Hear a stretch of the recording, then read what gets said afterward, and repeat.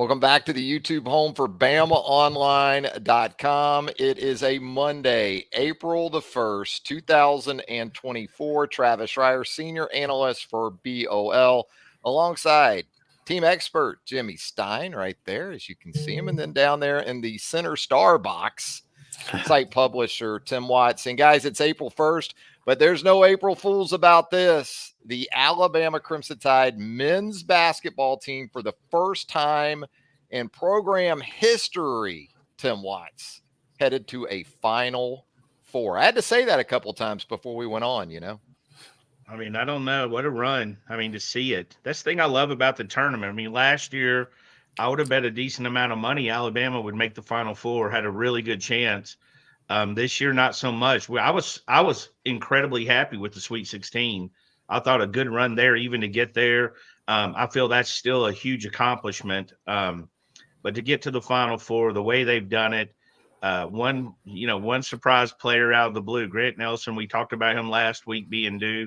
He delivered in the round of 16, and then Jaron Stevenson, like, there was no FanDuel or whatever bets on Jaron, coming up that large. So just unbelievable. We're basketball guys, all three of us. We love football, obviously, but we love basketball, cut our teeth on basketball, and to see him in the Final Four, it's pretty amazing. It is. And Jimmy, we had this discussion with you here on the YouTube channel last week after the win over North Carolina in the round of 16.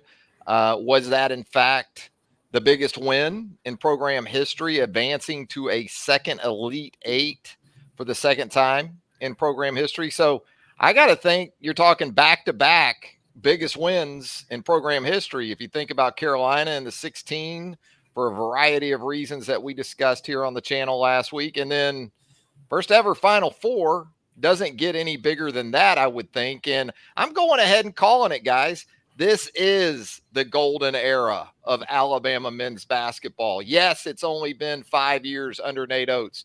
And yes, it took the foundational work of people like C.M. Newton and Wimp Sanderson, and even Mark Gottfried. Unfortunately, I think G gets overlooked because of how that deal ended, Jimmy. But you want to check boxes. You want multiple regular season SEC titles, Nate. You want multiple SEC tournament titles, Nate. You want multiple Sweet 16s, Nate. And now he's got the one thing no other coach in Alabama basketball history has on the men's side. Yeah, no question. Just no question is true. It started with recruiting. You can sort of see it coming in terms of how Nate has elevated Alabama's recruiting, and then the results follow. It's almost no different than the Nick Saban, era at Alabama. The recruiting elevated significantly, and then the results followed. This is obviously a very highly recruited team, whether you're talking about players out of high school like Rylan Griffin or players out of the portal like Grant Nelson. Jaron Stevenson was also a big time high school pickup. But this roster, the rosters before it, that's why we are in this golden period of Alabama basketball. It won't end as long as the recruiting stays right where it is, which is stellar. Still is, with the class that's coming in next year. The kids that aren't even on the team yet that will be here next year, like Aiden Sherrill and it's fun. There's a randomness to the tournament, a randomness to, can you believe it's this Alabama team that made it to a Final Four, just in the sense that the randomness cost Alabama last year, like Tim said. I'm not, shy to admit last year's basketball team was probably better than this year's team. The team was better over the course of 30, 35 games, more gifted, with guys like Brandon Miller and Noah Clowney. And last year's team just had answers for everything. This year's team, it's kind of hard to put your finger on how they could lose to Florida in the SEC tournament and almost look, I don't want to say non-competitive, but it wasn't one of Alabama's best games of the year, to say the least. And then that is what, jump-started this all-time run in school history. There's some randomness to the tournament. It's bit us in the past, but it helped us out this year. Hey, Tim, you talked about this too, in terms of almost half to half on this run. It seems like it's been somebody different, right? You go back to even the round of 32 and Mo Diabate coming Yeah. up big down the stretch. Then you look at the Carolina win in the 16 and Grant Nelson for a game for all time. You think about, well, the win over Clemson in the 8. Jaron Stevenson really kickstarts Alabama in the first half. But then Nick Pringle, just a grown man down the stretch, making free throws even, Nick Pringle, with that one-handed approach. So from a recruiting perspective, Nate's done it with the high school players, just in what we outlined there. High school players, portal. This is a guy who's got his finger on the pulse of all the streams when it comes to players. See, here's the thing that's going to piss off all the rival fans. It's really going to make them mad. Is you see teams, an older team, a transfer team, make a run, right? We see that. And the next year, the cupboard's pretty barren, right? That's not the case here. Alabama has a top 4 class, 2 McDonald's All-Americans. All this is going on simultaneously this weekend. 2 McDonald's All-Americans, a portal commitment from a guy with 70-plus contacts the minute he hit the portal. He was only in the portal 24, 36, 48 hours, and he had 70-plus people contacting him. And again, you have these guys with this and guys that can come back. There's so many options with this team. So it's not, and again, McDonald's All-Americans, the NBA, I had a thread Thursday. All the Bama guys, all the major Bama guys were doing great things. Brandon Miller swapping jerseys with Paul George. That looked like at Paul George's request. You know, Herb Jones is going to get a lot of push for Defensive Player of the Year, first team all defense. Colin Sexton's in Utah. Nobody really knows it, but he is having a huge year because, you know, Utah's, I even have checked the box scores. I don't see him that often, but this is not like a one-hit wonder. This is not getting 9, 23, 24-year-olds and then making a run. This is a basketball program, and it's going to make some people angry. One of the things that struck me, Jimmy, post-game on Saturday night during the players and coaches press conference, I really like that Nate Oates credited Avery Johnson in terms of helping to get this thing going quicker than people might have imagined because of the Herb Joneses and the John Pettys. I like that a lot about what Nate had to say. And we make too many parallels between football and basketball at Alabama. It's kind of just, unfortunately, part of it. But it reminded me of Nick Saban coming in and taking over a roster from, say, Mike Shula. That wasn't 4- and 5-star heavy. I mean, all three of us know that.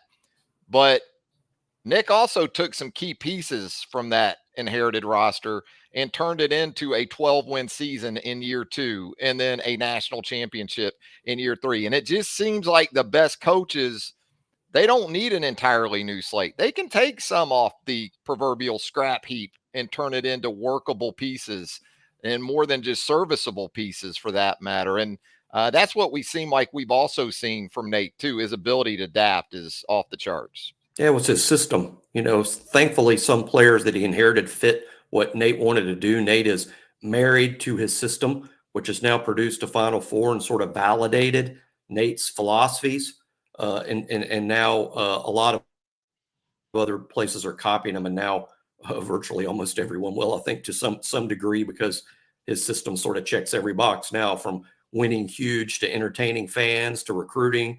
And I think it's Nate's system, you know, inheriting guys like Herb Jones and John Petty who fit it well. But look, I really appreciate Nate for giving that nod, not just to Avery, but it's a reminder that, you know, Nate came to Alabama because of what Alabama was. You know, Alabama had everything in place. That's exactly what his agent told him, that Nate said in the press conference. Hey, my agent, Rick, told me, hey, Alabama's got everything in place. And from facilities, in terms of that fantastic practice facility, for people who haven't seen it, it really is top of the line. From being in the SEC to having basketball tradition to producing NBA players, everything was sort of in place, and it all kind of begat one another. You know, Avery left some pieces. Nate was able to build on that. Each one of them have inherited something that they passed along. I hope everyone realizes that, yes, this is the team that did it. This is the team that got to the Final Four, but they represent the entirety of the success of the program, which goes all the way back to CM Newton. And even before that, in the Rocket 8, you know, back even well before CM. It's always been a really good program. Now it sort of feels validated, not just this team, but the history of Alabama basketball. I'll tell you real quick, Travis. You Go know, ahead. one guy we got to mention. I'm getting to think I sound like an ad, and I'm getting paid by him. But Antoine Petway, that was a guy that bridged the gap Bridged it. between Avery. Not that Brian Hodgson was a great recruiter, Nate's a great recruiter. They all did that. But you look back, there was a time it was just Petway recruiting for Avery, right? And you're talking. He had John, he had Kyra, he had Herb, he had Noah Clowney. Nobody was a bigger fan than Noah Clowney. When he committed, Petway told me, he said he's going to end up a first round pick. I think it was quicker than we expected, but told me how special Herb Jones was when he gets the reps, he's going to get the shots. So kind of that bridge guy between it, and then the excellent recruiters, and obviously Nate knows how to close. So a big shout out to all-time Gump Antoine Petway. Yeah, I mean, if we're being honest, Avery had some pretty forgettable staff hires during his time at Alabama, but you're right. Being able to inherit Pet and put Pet into play during that transition from Avery to Nate is absolutely proven to be colossal. I don't know of any other better way to describe it. Now, Tim, you talk about already got a couple of McDonald's All-Americans ready to go for next season coming in for Nate Oates. So I was going to ask you, what does this do for recruiting? But again, it's not like he hasn't already been lighting it up on the recruiting trail, although I'm sure this can't hurt, right? No, I've never heard anybody say, I liked them till they went to the Final Four, and then I kind of feel like they're stuck up. I've never heard that. But I mean, you're talking, you want big guys that can defend, guys that can get near the rim and do some things defensively. Now they're going to be good offensively, but Darian Reed, that's kind of what he's known for, a top 10 type recruit. Going to lead that, led his team in blocks, very active, long arms. And then Aiden Sherrill, everybody, it's funny because it's like a lot of people said we need that 6'10 plus guy that's athletic, can run the floor and block some shots. I've heard that all year. He has been committed for months. He's been there the whole time. So recruiting, the portal, who comes back. I mean, his balance in this roster is going to come down to decisions the players make, and he makes. Does Sears come back? Does Grant come back? Does Pringle come? All these things are going to play, but I feel fairly confident and very confident. I'm sorry. And I said this with Nick Saban too. I mean, Caleb DeBoer after Nick Saban, they're going to have a good roster. This is going to be a good roster, and you're probably going to see preseason top 10, top 8. Could it be top 5 rankings? I mean, it's going to be depending on who comes back. And now all the luster is on Alabama because you've seen everybody, questioning them throughout the year. I mean, ESPN literally reseeds every round and puts Alabama last, which is kind of, and it just goes the end of the line. They're behind I mean, it's pretty funny. I mean, they're fourth now, which I probably would agree with close to. Well, no, I'd have them ahead of NC State, but yeah, I mean, it's recruiting can take off, but it was kind of always what he wanted it to be anyways. He's always kind of got the team he wanted around him. We talk about guys, the contributions this team has gotten from the Mo Diabates, the Nick Pringles, the Grant Nelsons. Ryland Griffin has really stepped it up here in the NCAA tournament. And that's what it takes. But it also takes having that guy too, right? Yeah. And that's Mark Sears. And it just continues to astound me when I watch other guards deep into the NCAA tournament, like Duke's guards against NC State yesterday. I watched Roach and I watched Proctor, guys that have been around for multiple years now. And then I look at Mark and how he has continued to grow and improve in his game, Jimmy. I was taken aback by it. Not so much watching Mark because I understood that, as much as anything, his ability to push through the wall this year that seemingly he ran into a year ago has stood out. But just his all-around game, especially on the offensive end. And then I look at some guards for some, classic programs like Duke, and it's not even close when I watch those guys right now. Yeah, I feel ashamed every time I do a football analogy, but you know what it reminds me of a little bit is Joe Burrow, where Burrow in his first year at LSU was like, hey, he's promising, he's good. I mean, that's a pretty good player there. They're okay. I'm sure he'll come back and start next year. And then his next year, 2019, he clearly became the best player in all of college football, and we're still talking about him. And then he's a first pick in the draft and now a high quality NFL quarterback. But Sears, he exploded like that. I mean, I went into I'm the first to admit when we went into I didn't think he'd be the best player on the team. I thought he'd be good. I thought he'd be a reason that Alabama did things like get back to the NCAA tournament because Sears is a good player, but I didn't even think he would be the best player on the team. I thought it'd probably be Grant or maybe Ryland Griffin, but he exploded. He went from good to great in 1 year. And it's just a good reminder for everybody about how this sport, it's a developmental sport. Kids are still developing while they're in college and turning into what they're going to be. And now this is what Mark is. These transfers going up a big level, it's something to be expected too, right, Tim? I mean, it's not like he went from Arkansas to Alabama. It was still a pretty big step up for Mark. Yeah, and that's part, it is. It is the change of, you see this in any sport, the change of speed, the change of the game, the size of the players that are moving just as fast as they did at the lower level. And now they're 4, 5 inches taller. I feel guilty because we don't even talk about Mark. We just like Jaron, Diop, what's his name? I can't even think of his name. Yeah, Diabati. We can't Grant Nelson. We don't even talk because he's so clutch. I mean, he's got like 100 plus points, 120 points or whatever in 4 games. He is 4 games. He is hitting ball. That one from the logo. That one from the logo and the look at the crowd tongue out. Like he knew that was going in. I mean, you think we'd spend 30 minutes talking about him, but he's so good. It's just a given he's going to be that good. I didn't worry when he was sort of struggling in the first half, right? Nobody worried. Nobody's like, come on, Mark, you got to get better. We just knew it was coming. And, again, like y'all said, the development is there. I think they're good players, but when they get there, they have to adjust. They got to find their role. And last year, Mark was surrounded by guys that were, had the ball in their hand. I mean, even Noah out in the perimeter, a lot of guys affected his game. And don't forget Quinterly, all that affected his game. But when they said, hey, here's the ball, it's your show, he said, all right, I got this. And he is taking over team. You know what's crazy in basketball? I love. We've seen guys get hot. It goes back to Never Nervous Purvis, who just got smoking hot.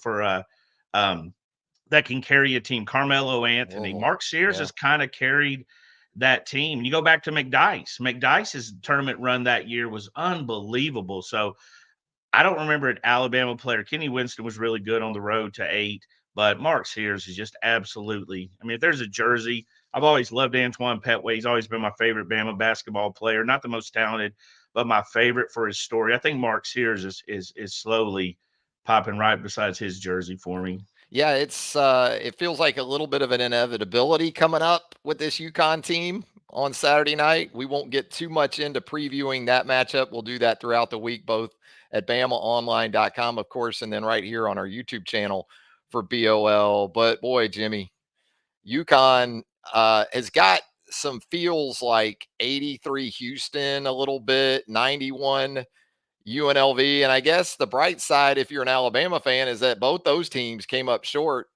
of national championships. I don't know if Alabama will ultimately be 83 NC State. Maybe it'll be 2024 NC State. That's that team. I don't know if Alabama is 91 Duke. But boy, it's a really, really good Yukon team, and one that Alabama saw just a season ago and lost by 15 out there in the Pacific Northwest.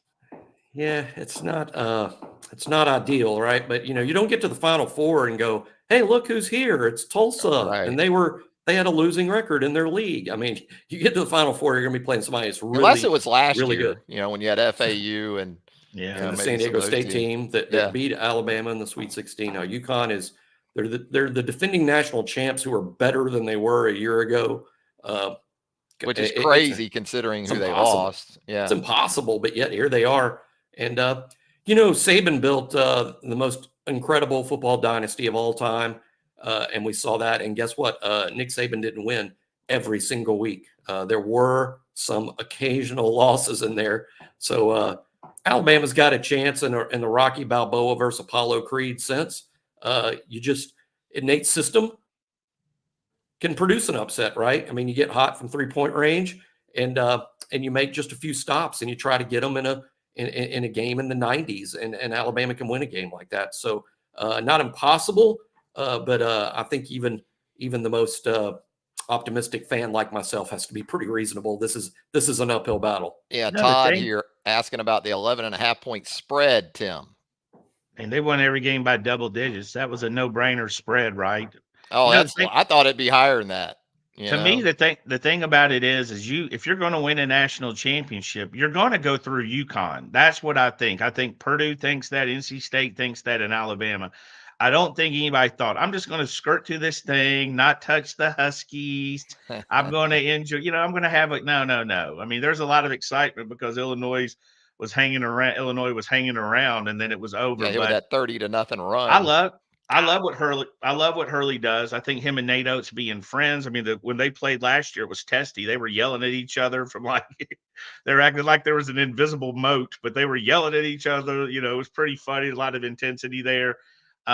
This team plays hard. From an NBA standpoint, they're probably not the most talented team in the country, but they play hard. They dive after lead. There's a lot of skint knees after practice and elbows with that team, but I mean, again, you had to go through them.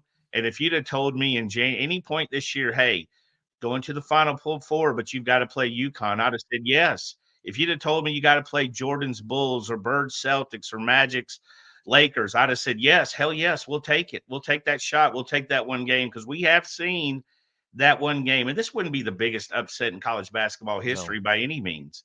This is a team that was probably a home loss from Tennessee, away from winning the SEC or time for the league winning the SEC. So I think the first round loss in the SEC tournament kind of got everything a little bit twisted. But they did lose some tough games at the end. But they And played some maybe really maybe tough the break they opponents. got from that loss was the best thing for Absolutely. them. Yeah, absolutely. Because they beat, even Tennessee beating Kentucky. All this falls in dominoes with basketball. If Tennessee beats Kentucky, we're the 2 seed instead of the 3. So running to a 3 team, which was a very hot team, ended up losing. So yeah, all of it's like dominoes, the thing. And there's no easy road for all you No. teams sitting at home. We gave you something to root for. You can root against Alabama. Complain about the referees in Alabama all week. But yes, there is no easy road. It's a sweet, it's the NCAA tournament. Guys, let's shift gears and talk some spring football at Alabama. The Crimson Tide coming off a little bit of an Easter break and getting ready for a really defining stretch coming up these next 2 weeks. And I wanted to ask both of you, and I'll start with you, Jimmy, and we will get into some football recruiting coming up in just a little bit with Andrew Bone. But I think about some players in that regard. You've had a scrimmage now. You've been further identified and evaluated in terms of, especially for returning players, system fits, those type of things, intangibles, what you bring to the table. And I think it works both ways. The players are looking at what they're walking into and asking themselves the same question. But if you had a player or two, and you think about these next 2 weeks, that it's really going to be a defining stretch for, who would you look at, Jimmy? Elijah Pritchett, I think, is one. I mean, Mhm. I know Caden Proctor is very likely to be at Alabama this summer and this fall, and it's very hard to imagine him not being in the lineup this fall. That's going to leave one tackle spot, and Elijah Pritchett, I think, has 2 weeks to convince the coaches that he's the second tackle, and you don't have to upend the portal looking for someone. Pritchett can have 2 weeks to convince the coaches, hey, I got one spot. Proctor might have the other, but I got a spot. So I think really him. I think he's under the microscope over these next 2 weeks. Apparently, in the first scrimmage, from the little things that we hear here and there, I think there was some difficulty blocking the Tide's pass rush, and that starts with the tackles. We know Alabama's shorthanded there. That Alabama's got a lot of freshmen or redshirt freshmen playing that spot. So Elijah Pritchett's a name that comes immediately to mind. Maybe another name that we haven't talked about a lot, but Quandarius Robinson. He sort of inherited the opportunity to replace Dallas Turner as the Tide's top pass rusher at the outside linebacker position. Keanu Coots had a really nice spring. The coaches really brag on him. But this is Q-Rob's last chance. I mean, this is one best last chance to nail down an every down spot. And he's got 2 weeks to kind of cement his place as not only the Tide's top outside linebacker, but also a leader of the defense. He's been around. He's been a great special teams player. Really looking at him to have a nice 2 weeks leading up to the A-Day. Tim, I guess we focus so much on the tackles, we didn't talk as much about the interior. And I think about the center position right now in that regard. And it sounds like what we thought was maybe a little bit of lip service to start spring with James Brockermeyer being a legitimate guy potentially there in the middle of the offensive line, even with Parker Brailsford coming in from Washington. You get the sense that that truly is the case, that James Brockermeyer has done some really good things for himself. Yeah, well, we told you about those second brothers or the small twins, right? They're always walking around mad. You know what I mean? I mean, he had a twin brother that's like 3 inches taller than him. You got to be mad about that your whole life. You know what I mean? You got to be pissed. So he's a little bit tougher, but that was the whole MO in high school, was that he was the one that would fight you. He's the one in the muck. He is the one that like would get dirty and meet you in the parking lot. And when you're a center, go back to William Vallejos. I mean, he's 5'11", 6 foot, but he would fight you anytime, anywhere, any place, size not matter. There's no weight needed. He would fight you. So yeah, we're seeing that. But for me, the spring, like the tryouts, there's probably the quarterbacks. Are all three, Tyler, Austin, um, and Dylan, are they going to stay if they see the dominoes start to fall? I wouldn't blame, and I'm not encouraging anybody, obviously, but if you got your starter Jalen, you're battling for 2 and 3. Nobody wants to be 4. Now it might not be clear cut, obviously, but those are audition moments for me with the quarterbacks trying to figure out the pecking order. I mean, because you got 2 guys that are young, one that's fairly young. You still got plenty of eligibility there, but I like to see the quarterbacks. I think there's going to be a lot of battling, and Kalen DeBoer and them might, there's going to be some portal quarterbacks, I imagine. That's the free agent, the big man in the basketball, and the quarterbacks in football. That's the free agency in the portal, I think.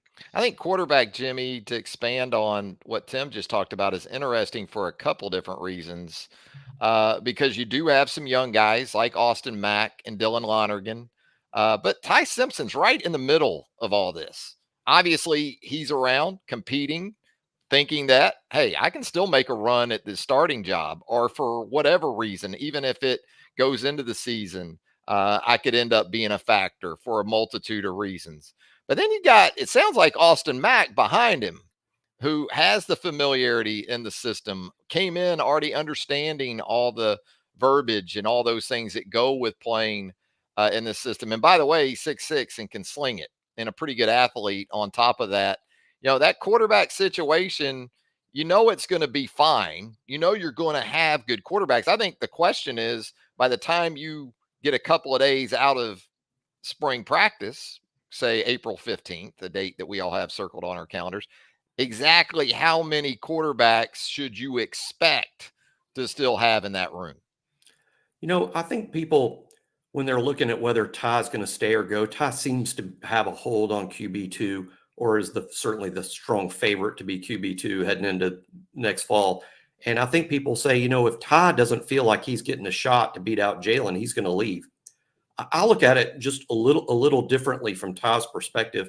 I don't think Ty leaving or staying is a direct response to what Milroe's situation is. I think it's Austin Mack, because I think if Ty knew or felt like he was definitely going to be Alabama's starting quarterback in 2025, because Jalen Milroe was the starter in 24, and then Jalen moved on to the NFL after year 4, I think Ty would stay. I think Ty would.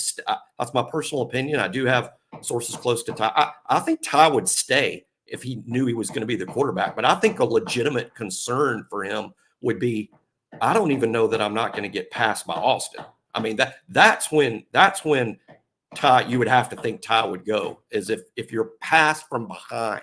And I think a lot of the kids that are leaning to go or stay, it's not so much who's ahead of them, it's who's behind them that could leapfrog them, that really causes a problem for them on the depth chart. So I think Austin Mack is kind of the key to me, whether Austin stays or goes. And Dylan Lonergan. The rumors around Ty have been ridiculous. I don't know, since the day he got here, it's been one rumor after the other that he's ready to leave. The one thing we know is he's kind of picky. You know what I mean? It's not, he wants to be in the right system. He understands. I mean, his dad's a college coach. That could be in his future if he wanted it. So he's not just going to go anywhere. He's going to have to like the fit. He's always wanted to be somewhat close to home. He's not in nearly as big a rush as the Alabama fans who keep putting him in the portal. Remember the hot rumor what was a hot rumor in December? Auburn already dropped the bag. He's going to Auburn. You know what I'm saying? Go play for Gus. We hear there's so many rumors. We hear about the 3 that are right out of 50. There was another rumor that was totally untrue, and it's not really fair to him. And he is aware of all the rumors as well. Well, Jimmy, as always, we appreciate you taking time with us here on our YouTube channel. Great stuff with Jimmy Stein. Catch him on the Roundtable, our premium message board. Jimmy, look forward to doing it again soon. Oh, thanks, guys. I look forward to it as well. And just catch me on the message board. Headed there right now. Absolutely. See you this Talk week, to you Jimmy. soon. All right, See you Jimmy. guys. Thanks a lot. And with that, we bring on our senior recruiting editor. There he is, Andrew Bone. And we also want to remind you, if you haven't subscribed to the YouTube channel, we hope you'll do that right now. Hit that subscribe button, please. Hit a like for us if you don't mind. Turn on those notifications. You'll get all of our YouTube content as it drops. And with that, I know a guy that was really busy with a couple little ones probably yesterday on Easter Sunday, and that's that guy right there. Andrew Bone. How's it going, Andrew? It's good. Happy Monday, guys. How we doing?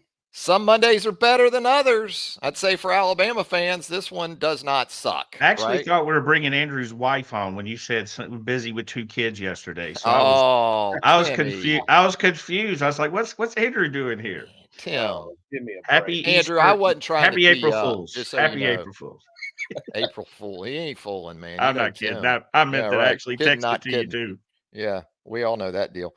But it is a busy Monday as we shift gears, talk some Alabama football recruiting. I know, Andrew, we had talked about the quarterback situation at Alabama currently bringing you in, but from a recruiting perspective, it seems like it just gets more and more interesting. You've had a prime Alabama target for 2025 on campus late last week. Juju then makes the trip out to LA to see the school he's committed to right now, anyway, in USC. And then another big time quarterback target, I guess, on campus today.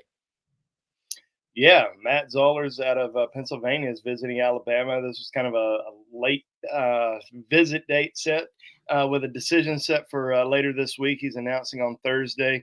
Had previously set a trip to Georgia for tomorrow.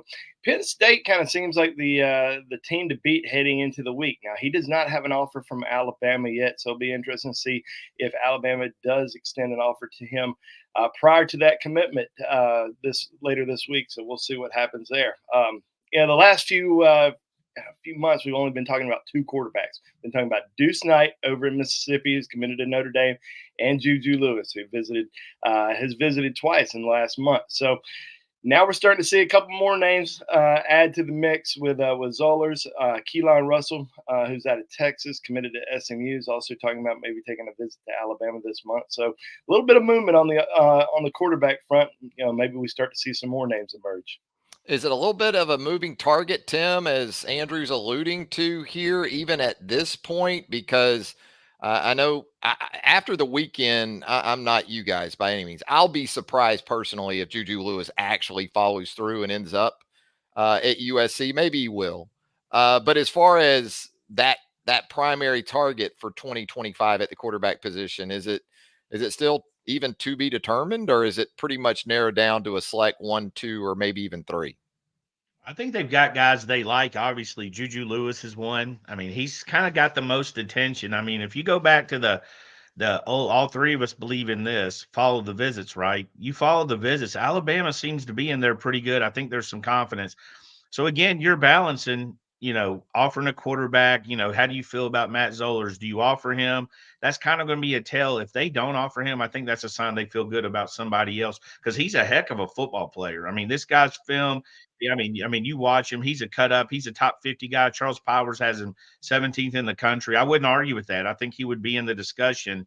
Not saying he's number 1, but he would be in the discussion for number 1 overall. So I agree with Juju. I think right now, and again, anything can happen, but I think he's leaning more to staying in the South. I guess Auburn, Georgia is heavily involved. But again, Georgia got a 2026 guy that's a really talented kid.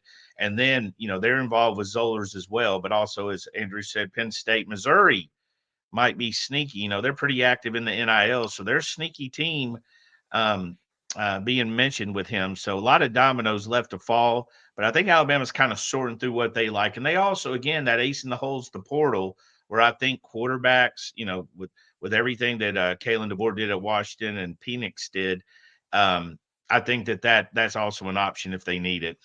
Andrew, let's talk about the position that the quarterback hands the football to. Let's talk some running backs and how that board has sat to this point. We know Alabama got an early commitment from a talented player at that position. You had the coaching change, some things changed, but has the board changed all that much? Board hasn't changed that much, but there has been a little bit of movement. We saw A.K. Deer, one of the top overall running backs in the country, commit to Ole Miss. I think he's ranked number 2 running back, committed to Ole Miss on, I think it was Saturday, committed to Ole Miss. And, this weekend. In-state kid for the Rebels. I think it was pretty much a shock to a lot of people because he had the day before said that he wasn't going to make a decision until December. He had a top 10. Alabama was in it. He visited Tuscaloosa a couple weekends ago. I don't know if it's completely over just yet. I think he's probably still going to take a few visits probably during the summer, and we know that Alabama is going to continue to pursue AK. They also had Jordan Davison out of Mater Day on campus a couple weeks ago. Had a lot of great things to say about the Tide. Now he's going to take official visits during the summer. A lot of schools are involved there. Ohio State, Texas. I think he's going out to Austin this weekend. USC. Oregon, and now Michigan.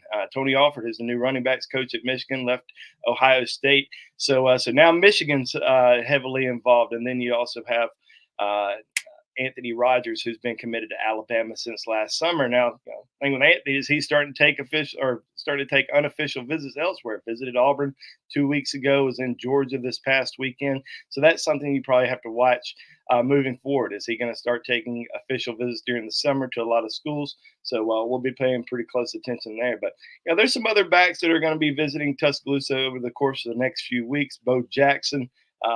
Not related to the Bo Jackson, but Bo Jackson out of Cincinnati is going to be in Tuscaloosa this weekend. So that's a big one that's going to be on campus. So, yeah, I was thinking it's not going to be a short drive over for this Bo Jackson from Bessemer like it was all those years ago I tell you, for Vincent. One of my best friends who's an Auburn fan literally had texted me when Alabama went to the Final Four, and I guess he saw the visit list. But he said, you took the 4th and 31. You took the kick 6 with 4th and 31. You took our Final Four. Don't you damn well better not take our Bo Jackson. And I said, what? I was in basketball. I was like, what the heck are you talking about? Then he sent me the profile. I was like, oh, we're taking him. Andrew, I know offensive line, very important because the Crimson Tide's still looking to make that big hit maybe in that area. What are you hearing there, guys? Andrew, the primary names, both at tackle and maybe those interior spots. Obviously, we saw some changes on the O-line front, coaching-wise, and now Chris Kapelovich. I think things are starting to really pick up. It started last week. We saw Michael Carroll, who's a top 3 offensive lineman out of Pennsylvania, visit early last week. And then later in the week, Malachi Goodman, who is another big lineman out of the Northeast. Both those guys are going to be visiting this summer. This week, big week. I know one of Tim's favorites, Jackson Lloyd's going to be on campus on Tuesday out of Carmel, California. That's a big target for Alabama. They got some bigger ones, not bigger ones, but some more big ones they're going to be visiting throughout the week as well, including Micah DeBose, in-state target, and then Andrew Babaloa, 5-star offensive lineman out of Kansas, is expected in this weekend. So some big offensive line targets on campus. 0 offensive line commitments just yet, but I think they're coming. So we'll see what happens. Yeah, everybody just hang in there in that regard. And you talk about some guys that are committed elsewhere. Justice Terry, the 5-star defensive lineman, Tim, I guess expected into Tuscaloosa here in the near future. Josiah Sharma, also some other big names on the front on the horizon too. Yeah, when it comes to Terry, I think he surprised a lot of people with his USC visit and commitment. I don't think it was surprising. I think he's a guy that likes the process. Alabama's always, despite being committed at one point to Georgia, has felt they were in the race for him. Not that they were going to get him, just that the feedback, the communication. I mean, obviously taking a visit, they've always felt they were in it. To me, this kind of comes off as, we're going to see what happens at the finish line on this one, and a guy ranked that high, defensive lineman, monster player, really good prospect, obviously. And then Sharma, Dancing Bear Potential, There it one of my is. favorites as well. Big guy's on the rise. I think he's coming in. Alabama has done a really good job getting him on campus and visiting. I think, he's taken a lot of other visits, but I do think he's a guy that relationship comes back to Kalen DeBoer's staff. Courtney Morgan and them has a relationship. So he's kind of built that. But yeah, you're getting one of the best. To me, you're involved with one of the best on the West Coast, and you're involved with one of the absolute best in the South. So you're kind of getting the best of both worlds. And of course, defensive linemen, defensive tackles that size that move like that, it's going to be a battle. Andrew, are you pretty much on the same wavelength with Tim there on those two guys? Oh, for sure. I mean, those are certainly two guys that they really like a lot. With Sharma, he's visited twice now. So getting a former Washington commit to Tuscaloosa twice, since Kalen DeBoer took over, pretty significant there. Plus, we're going to see him back for an official visit. And then, as you mentioned, Justice Terry, he's going to be on campus, I believe, this weekend. So getting him back on campus shortly after a commitment to USC. Now I think he visited Georgia this past weekend as well. So, Yeah. That commitment to USC, it happened just about, I think, 8 days ago. Yeah, a couple weekends ago. He's already back in Athens, heading to Tuscaloosa. So a long way to go in his recruitment. Yeah, the Trojans threw Aaron Donald at Justice that weekend and maybe a couple other things. So Alabama's we'll see going to how bring that in, goes. I think Bama's bringing in Quentin Williams and There you Ron go. Payne and Yeah, they got Jonathan a few. Allen. I Yeah, think they're gonna they bring in a few should. guys this Well, weekend. well, just add up the contracts for those guys. Yeah. No, I'm not saying that, you're better than Yeah. Aaron Donald, but that, pretty good. but together, I'm that's just waiting on one of these kids to meet these guys and go, Aaron, who? I know. Quentin? Is that Quentin or Quentin? Because, you got to remember, a lot of these guys don't live sports like we do, Been a lot of recruits that doesn't know. I mean, you ask them, like, who's Bama getting? They're like, what do you mean? The recruits are the worst source of information. So that is but that guy, Terry, man, he's a monster. He's obviously really good. Andrew, it is April 1st. So kind of, guys, Tim, you two kind of reset what's happened to this point. I think there's been an element of surprise to a lot of people given the transition. There was obviously concern or questions about Kalen DeBoer and this staff. How have they checked the boxes to this point? And what's out here, especially in these next few weeks leading up to A-Day. It's an important time. You're going to get into May, and it just seems like it's going to be nonstop. Yeah, I think when you look at the board, you see, to me, it's heavy defensively. To me, that tells me they're being really selective with the offense. With the recruiting position, it's kind of hard. You can't hide from Justice. You know what I mean? People know Justice Haynes, and in addition to other guys, they got Kevin Riley, Daniel Hill. So that was always, to me, going to be a tough sell to get an out-of-state guy. Anthony Rogers, is a pretty highly ranked guy, highly valued. So he comes in. But I expect the offense to pick up. I think wide receiver, they're pretty happy with the youth that they've got on campus. So I also know, again, you got to factor in the portal when it comes to this, when it comes to quarterback, when it comes to offensive linemen, because you want to build off the prep, but how hard is it going to be if you get an offensive tackle? You know what I mean? That's in the portal, looking for that. Obviously, Proctor, I'm not talking about Proctor. But those guys are going to be a very hot commodity. You don't necessarily, it's hard to get that guy out of the portal. So I think for me, I'm just expecting the offense to pick up like we've seen. There wasn't a lot of offensive linemen even brought in, and now we're beginning to see them trickle in. So you can kind of tell.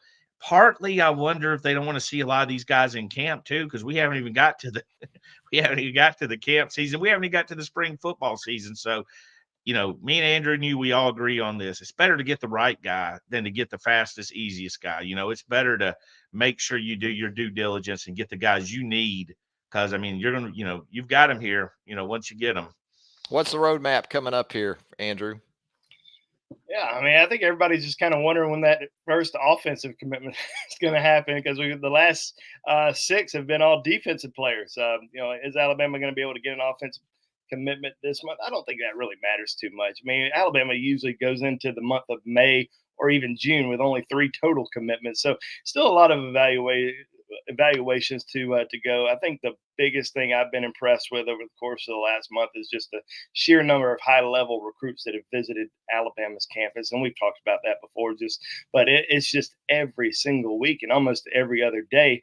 We're seeing top 100 5-star type players come in and visit campus. So over the course of the next few weeks leading up to the A-Day game, we're going to see a lot more recruits that are going to start taking visits, but we're also seeing a lot of recruits schedule official visits, not only for the summer, but we got one guy that has an official visit set for this month. Dawson Merritt, who's a top 100 linebacker out of Kansas, who's set an official visit for the 19th. So starting to see some April official visits, and it's it has been just absolute craziness over the course of the last couple of months on the recruiting front for Alabama. I mean, it's just nonstop action, and we have nonstop updates on BOL and on the BOL roundtable. Yeah, It's T's and worth P's. noting. It's worth noting real quick that Alabama had so many linebackers coming in. They ended up canceling those visits.